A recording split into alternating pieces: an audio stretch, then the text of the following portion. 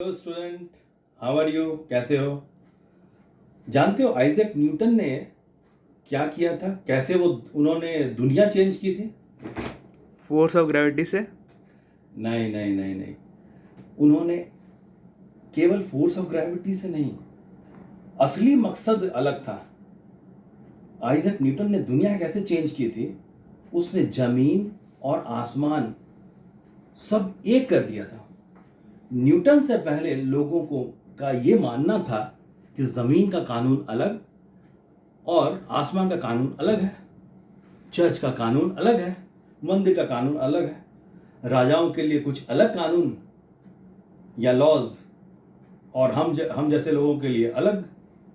लेकिन न्यूटन ने एक ही झटके में यह साबित कर दिया कि ये गलत है। कुदरत के सामने सब बराबर हैं।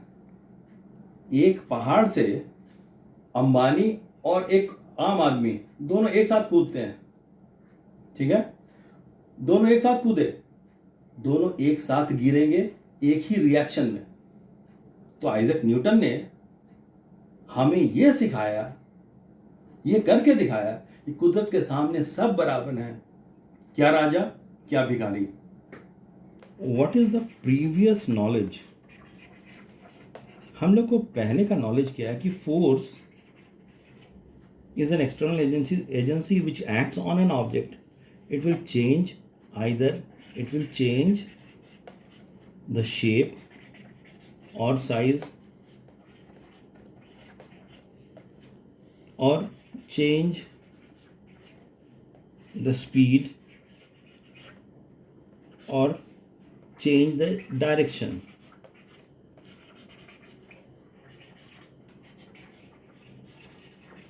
And it will change the state. That we know.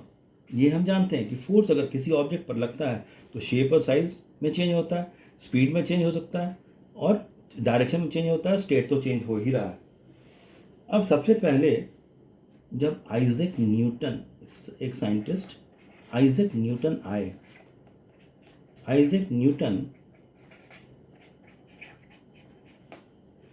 1665 में जब एक गार्डन में बैठे हुए थे तो एप्पल क्या हुआ? Apple falls on to the ground. कहाँ पर गिरा? ग्राउंड में। नाउ ही स्टार्टेड थिंकिंग, इससे पहले भी एप्पल गिरा करता था, लेकिन उनके दिमाग में, आइजैक न्यूटन एक महान वैज्ञानिक, उनके दिमाग में सबसे पहले आया कि एप्पल नीचे गिरा तो क्यों गिरा। अब उनके दिमाग में दो क्वेश्चन आया। पहला क्वेश्चन कि Y Apple attracted by earth.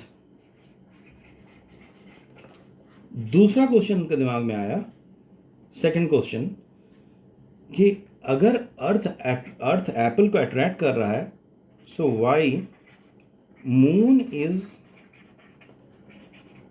Not attracted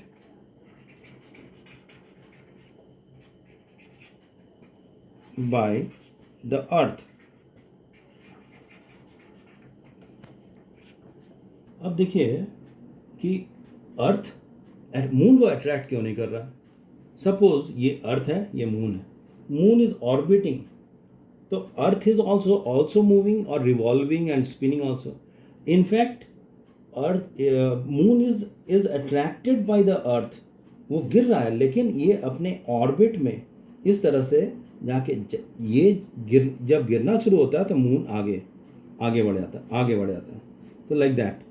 अब इनफैक्ट ये सर्कुलर मोशन का क्या प्रॉपर्टी होता है उसके बारे में समझना जरूरी है। In case of the uniform circular motion में क्या होता है? सर्कुलर मोशन, जो कि लास्ट चैप्टर में, उससे पहले वाले चैप्टर में, मोशन वाले चैप्टर में पढ़े हो तुम लोग, कि अगर एक ऑब्जेक्ट ऐसे मूव कर रहा है सर्कुलर ट्रैक में, very interesting, at each and every point, ये ऑब्जेक्ट यहाँ पहुँचा, यहाँ पहुँचा, यहाँ पहुँचा, यहाँ पहुँचा, यहाँ पहुँचा, तो ये ऑब्जेक्ट ऐसे से जा रहा है। यहाँ ये पॉइंट नाम दे दिए, मान ली A B C D E। अब ये जो यहाँ पर ये मान लेते हैं F पॉइंट है, तो ये ऑब्जेक्ट यहाँ से यहाँ ऐसे सर्कुलर मोशन कर रहा है। तो अगर कोई पूछता है कि ये सब पॉइंट पर स्पीड कितनी, speed at point A B C D E F is same, speed is same, और लेकिन इस सब का डायरेक्शन, मोशन जो हो रहा है उसका डायरेक्शन क्या क्या होगा, टेंजेंशियल। सबका टेंजेंशियल डायरेक्शन होगा, टेंजेंशियल डायरेक्शन होगा, टेंजेंशियल डायरेक्शन होगा। This is a tangent, tangential direction. तो ये टेंजेंशियल डायरेक्शन क्या चीज़ का डायरेक्शन, उसके मोशन का। तो इस यहाँ मोशन में उसका वैल्यू भी है स्पीड और डायरेक्शन भी है, मीन्स यहाँ पर वेलोसिटी, इसीलिए ये टर्म आता है यहाँ पर वेलोसिटी। तो वेलोसिटी यहाँ पर भी है, यहाँ पर भी, यहाँ पर भी, यहाँ पर भी। Velocity is due to the change in the direction. अब वेलोसिटी में चेंज अगर मान लीजिए हमको मालूम करना है, वेलोसिटी में हमको चेंज करना है। How the velocity is going to change, the point is that velocity में चेंज दो तरीका से, या तो मैग्नीट्यूड, उसका जो वैल्यू है स्पीड, मैग्नीट्यूड में चेंज होना चाहिए, या फिर उसके डायरेक्शन में चेंज होना चाहिए, या थर्ड बोथ, दोनों में। वेलोसिटी में चेंज तभी होगा जब या तो मैग्नीट्यूड में चेंज हो, डायरेक्शन में चेंज हो, और या फिर दोनों में चेंज हो। यहाँ पर हम क्या देख रहे हैं, स्पीड तो सेम है, A B C D E F हर एक पॉइंट पर, लेकिन डायरेक्शन, टेंजेंशियल जो डायरेक्शन है, डायरेक्शन अलग अलग है। डायरेक्शन अलग होने के चलते हम यहाँ बोलेंगे the velocity is changing, velocity is changing due to change in direction, due to change in direction, change in किसका, direction, not because of the velocity or the speed, in fact. So what we have observed in the uniform circular motion, the change in velocity is there due to the change in direction, very clear, and change in velocity means acceleration is also there. In the same case, if we are taking any object, say here the one bob is there and a thread is there, if I am going to revolve it like that, ऐसे करके घुमा रहे हैं, तो हम क्या क्या देख रहे हैं कि at each and every point the direction is changing, but the speed not, speed does not, means change in velocity is means the acceleration. जब acceleration है, हम लोग को मालूम है second law of Newton's motion से कि force is equal to mass into acceleration, acceleration है तो फोर्स भी लगेगा। अब यहाँ पर जो सर्कुलर मोशन था, यहाँ पर ये ऑब्जेक्ट ऐसे घूम रहा था ऐसे करके सर्कुलर मोशन में, एन ऑब्जेक्ट इज रिवॉल्विंग। तो यहाँ पर हमको मालूम हो गया कि एक्सेलरेशन है तो फोर्स भी है, एक्सेलरेशन है तो फोर्स भी है। तो वो वाला फोर्स किस ओर लग रहा है, that force is acting towards the centre, that force is acting towards the centre, that force is acting towards the centre. वो फोर्स किधर लग रहा है, सेंटर की ओर लग रहा है, कहीं भी है वो सेंटर की ओर लग रहा है। और ये सेंटर पर एक ऐसा फोर्स, तो वही फोर्स इस ऑब्जेक्ट को बांध के रखता है, उस ऑब्जेक्ट को बांध के रखता है। अगर ये फोर्स नहीं होता तो क्या होता, object will start moving in a straight line with uniform speed. अगर वो वहाँ पर एक्सेलरेशन नहीं होता, फोर्स नहीं लगता। ओके, तो अभी तक हम लोग क्या रखेंगे, यूनिफॉर्म सर्कुलर मोशन में एक फोर्स लग रहा है, कहाँ, सेंटर की ओर, that is centre seeking force, that is known as the centripetal force. Centripetal force अगर नहीं होगा तो object will not move in a circular track, right. ये सेंट्रीपिटल फोर्स जो सेंटर सीकिंग फोर्स है, ये सेंट्रीपिटल फोर्स, इसका वैल्यू होता है mv²/r। यहाँ पर m क्या है, mass of that particular object which is moving on circular track, and the circular track का रेडियस r। v क्या है, ये लीनियर स्पीड है, दैट इज अ v, तो mv²/r। तो अगर हम लोग को किसी भी ऑब्जेक्ट को सर्कुलर ट्रैक में घुमाना होगा तो एक बहुत ही इम्पॉर्टेंट पॉइंट हम लिख रहे हैं, some kind of force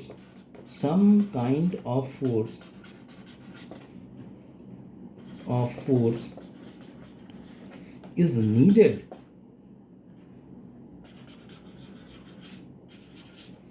to provide necessary centripetal force.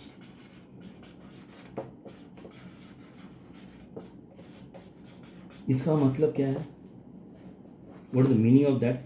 Some kind of force is needed to provide the necessary centripetal force. कोई एक तरह का फोर्स होना चाहिए जो कि सेंट्रीपिटल फोर्स को प्रोवाइड कर रहा है। नेचुरल सेंट्रीपिटल फोर्स यहाँ पर क्या था? मून था, यहाँ मान लेते हैं अर्थ है, अर्थ था, अर्थ को लेके चल रहे हैं। तो यहाँ पर एक पर्टिकुलर फोर्स वो प्रोवाइड करेगा सेंट्रीपिटल फोर्स को।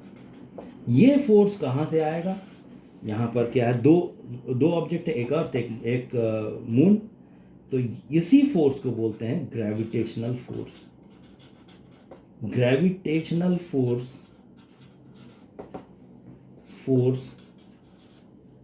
between earth and the moon is providing the necessary centripetal force.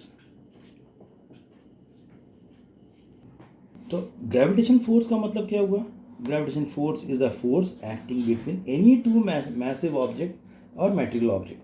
अब जैसे एग्जांपल, यहाँ पर ये फर्स्ट ऑब्जेक्ट है, ये सेकंड ऑब्जेक्ट है, जिसका mass is what? Capital M, and the mass of this orange one is small m. The distance between these two objects means center से center के बीच का distance r है. Then according to Isaac Newton, this force is directly proportional to the product of the masses m into m and inversely proportional to the square of the distance between them. अब ये दोनों को अगर हम combine करते हैं तो ये कितना हो जाएगा? m/r²।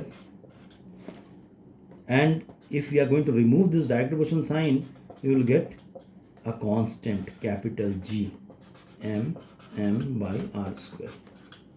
यहाँ पर जो आया capital G, that is the universal gravitational constant. Gravitational constant,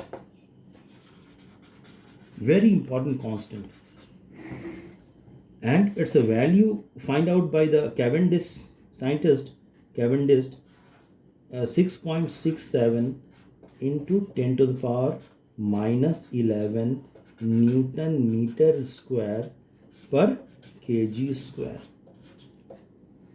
So ultimately this is the relation F, the force of gravitation. F is equal to G m/r².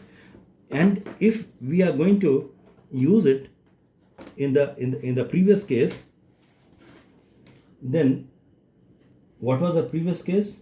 That particular gravitational force is providing a necessary centripetal force. तो यहाँ पर क्या हो जाएगा? G m/r² is equal to mv²/r. यहाँ से जो भी this is the balance condition.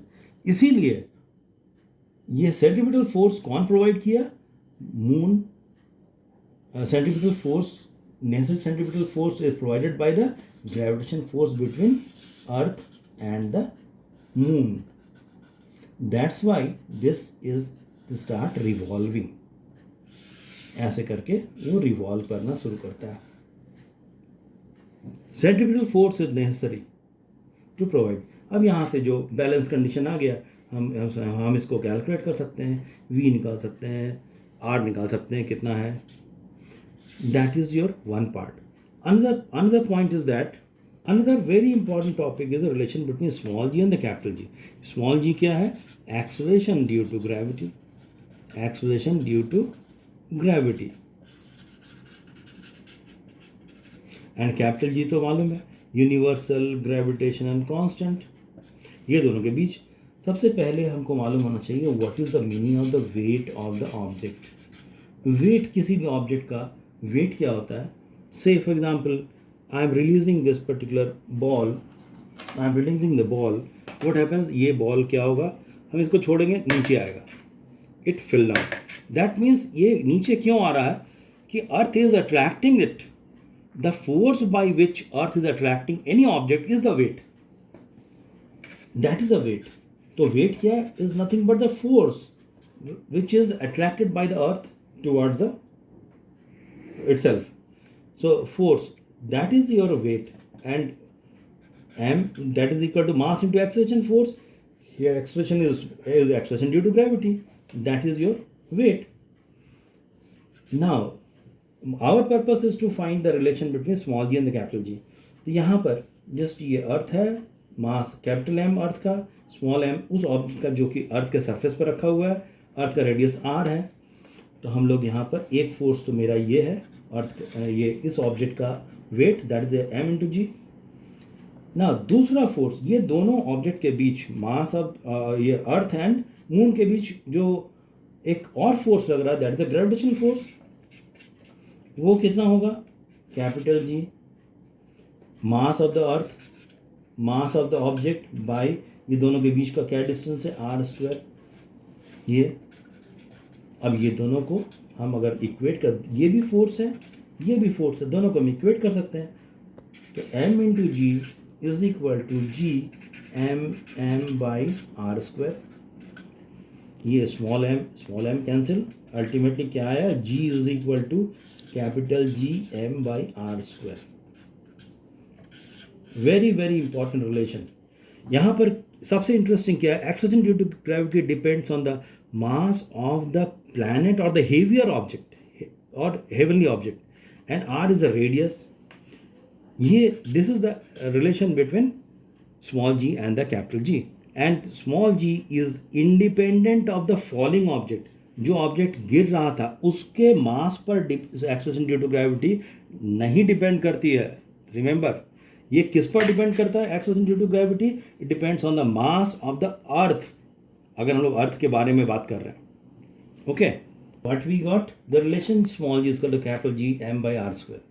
अगर अर्थ के बारे में बात कर रहे हैं, अर्थ के सरफेस में, अर्थ का सरफेस है, अर्थ के सरफेस में, तो अर्थ के लिए एक्सेलरेशन ड्यू टू ग्रेविटी क्या हो जाएगा, G is equal to capital G mass of the earth by radius of the earth square.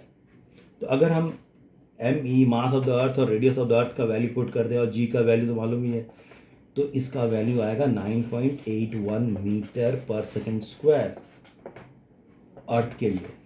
Similarly अगर मान लेते हैं हम अगर बात कर रहे हैं जुपिटर के लिए, ये इतना बड़ा सबसे बिगेस्ट प्लैनेट है जुपिटर, उसके बारे में, तो हम लोग capital G mass of the Jupiter bye radius of the Jupiter square, तब हम लोग इसका वैल्यू, अगर हमको जुपिटर का मास मालूम है, रेडियस मालूम है, वैल्यू पुट कर दिया, you will get the value of the acceleration due to gravity on the Jupiter.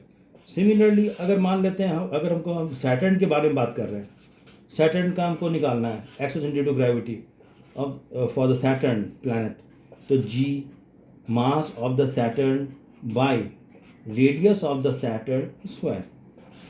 तो इस तरह से हम क्या देखते हैं, G is different for different planets or the heavenly objects, different for different planets or heavenly objects.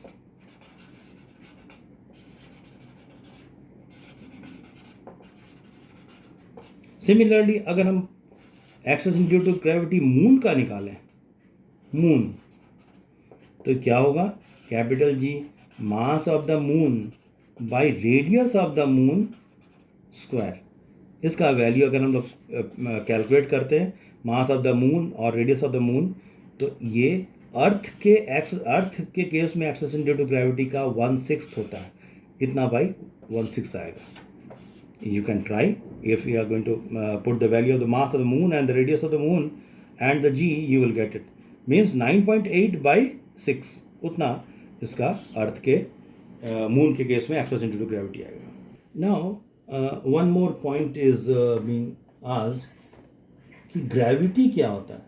Gravity is the force attracted by the earth on any object. जैसे ये gravity is the another name of the force between or the gravitational force between the small object and the earth. That is the gravity. Now another point, earth is the which kind of object, especially the heavenly object. अर्थ का अगर देखा जाए कि अर्थ का shape क्या है, अर्थ का shape कैसा होता है, एक जियोइड टाइप, इस तरह का शेप होता है.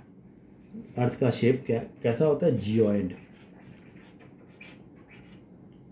टाइप का शेप है ना, जो हम लोग बोल सकते हैं नारंगी या ऑरेंज जैसा शेप होता है. अब इस तरह का शेप है. तो यहाँ पर equator is bulges out and the pole is little bit squeezed. तो अगर हम लोग देखते हैं कि यहाँ पर ये तो हो गया डायमीटर, ये भी डायमीटर. तो ये डायमीटर क्या हुआ, पोलर डायमीटर. ये डायमीटर क्या हुआ, इक्वेटोरियल डायमीटर. इसका हाफ कर देंगे तो रेडियस हो जाएगा.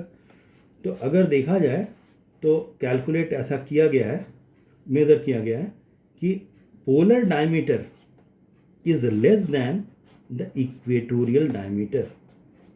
इक्वेटोरियल डायमीटर ज़्यादा होता है, पोलर डायमीटर कम होता है.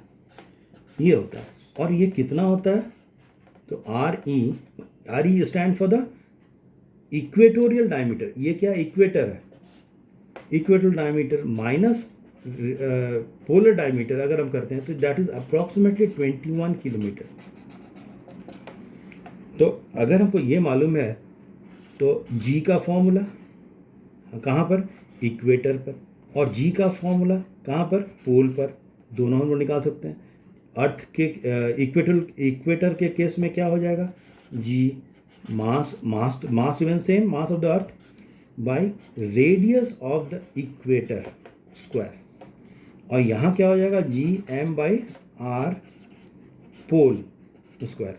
अब ये दोनों रिलेशन में कौन बड़ा कौन छोटा, तो आर ई इज ग्रेटर, तो ग्रेटर देन आर पी.